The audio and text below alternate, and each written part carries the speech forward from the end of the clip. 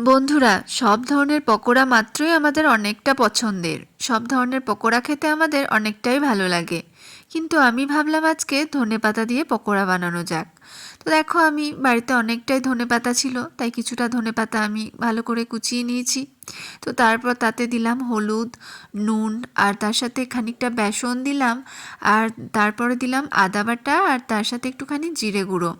আর কিছুটা আলুও সেদ্ধ করে নিয়েছিলাম, তো সেই আলু সেদ্ধটাও দিয়ে দিলাম, কারণ ধনেপাতাতে কিছুটা আলু সেদ্ধও দিলে বেশ ধনেপাতার বড়াটা মুচমুচে হয়, আর খেতেও কিন্তু অনেকটা টেস্টি হয়।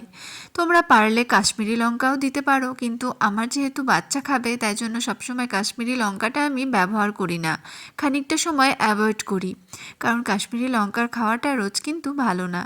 তো দেখো, আমি একে একে তেলে গরম গরম ধনেপাতার পকোড়াগুলো ভেজে নিচ্ছি।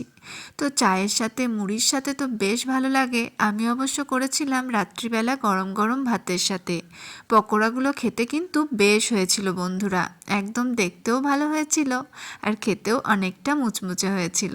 তো তোমাদের কার কার ভালো লাগে ধনেপাতার পকোড়া?